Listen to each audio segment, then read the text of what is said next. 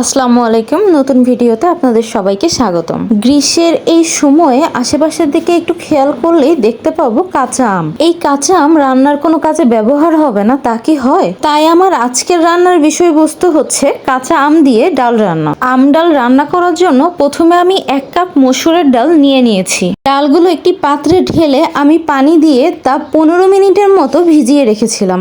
পানিতে ডাল ভিজিয়ে রাখার ফলে রান্না করার সময় খুব দ্রুততা সেদ্ধ হয়ে যাবে। এরপর ডালগুলো খুব ভালোভাবে ধুয়ে নেব। এখন আমার প্রয়োজন কাঁচা আম। 1 কাপ ডালের জন্য আমার এই সাইজের একটা আমই যথেষ্ট। এখন আমি আমের খোসা ছাড়িয়ে নিচ্ছি। আপনারা যদি চান আমের পরিবর্তে জলপাই বা আমরাও ডালে ব্যবহার করতে পারেন। আমি আম ডাল রান্না করার জন্য এমন আম নিয়েছিলাম যে আমের আটি শক্ত হয়নি। আটি শক্ত হয়ে গেছে এমন আম দিয়ে আম ডাল রান্না করতে গেলে তা ভালো হয় না। আমি আমগুলো লম্বা লম্বা ফালি করে কেটে নিয়েছি। আপনারা চাইলে আপনাদের ইচ্ছা মতো কেটে নিতে পারেন।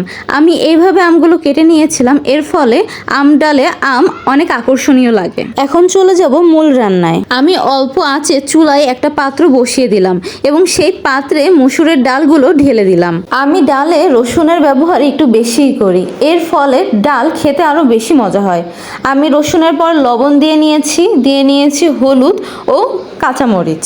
ডালগুলো খুব ভালোভাবে মশলার সাথে মিশিয়ে নিয়ে সেই ডালের মধ্যে 1.5 কাপ পরিমাণ পানি ঢেলে নিলাম। এখন পাত্রটা ঢেকে নিব এবং ডাল সেদ্ধ করে নেব।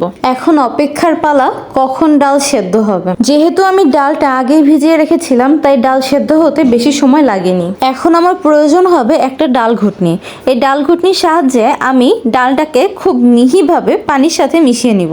এখন আমি ডালে পুনরায় পানি দিয়ে ডালের পরিমাণটা বাড়িয়ে নেব। আপনি যদি ঘন ডাল খেতে চান সেক্ষেত্রে পানির পরিমাণ হবে কম, এবং আপনি যদি পাতলা ডাল খেতে চান সেক্ষেত্রে পানির পরিমাণটা হবে একটু বেশি। আমি এখানে গরম পানির ব্যবহার করেছি। আমি ইতিমধ্যে ডালে আম দিয়ে নিয়েছি। আম ডালে দেওয়ার পরে ডালটা 1 বলক আসলেই যথেষ্ট। এখন আমি আম ডালের জন্য ফোড়ন তৈরি করব। ফোড়ন তৈরি করার জন্য আমি অন্য একটি চুলায় একটি পাত্র বসিয়ে নিয়েছি। আমি পাত্রে রান্নার তেল দিয়ে নিলাম। তেল একটু গরম হলেই সেই তেলে আমি 2টি শুকনা মরিচ দিয়ে নিলাম, আধা চামচ 5 ফোড়ন দিয়ে নিলাম। 5 ফোড়ন না থাকলে আপনারা জিরাও দিয়ে নিতে পারেন।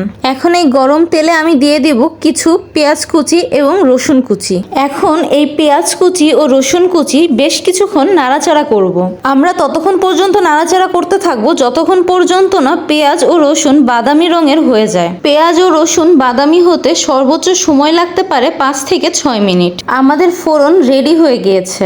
এখন ফোড়নটা আমি ডালের মধ্যে ঢেলে দিব। ফোড়ন দিয়ে হালকা নেড়ে চেড়ে তার ডালের সাথে মিশিয়ে নিচ্ছি।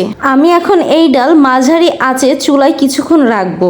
আমি এখন অল্প একটু ডাল হাতে নিয়ে দেখব লবণের পরিমাণ ঠিক হয়েছে কিনা। আমার রান্না করা এই আম ডালে লবণের পরিমাণ একটু কম হয়েছিল, এজন্য আমি পুনরায় লবণ একটু দিয়ে নিলাম। আমার আম ডাল রান্না সম্পূর্ণরূপে শেষ হয়েছে। এখন আমি চুলা থেকে আম ডাল নামিয়ে নিব। এভাবে আম ডাল রান্না করার ফলে আমার আম ডাল দেখতে অনেক আকর্ষণীয় হয়েছে। এভাবে আপনারা খুব সহজে আম ডাল রান্না করতে পারবেন। আমার আজকের ভিডিওটি ভালো লাগলে অবশ্যই লাইক এবং কমেন্ট করে আমাকে জানাবেন। আজ এই পর্যন্তই। আল্লাহ হাফেজ।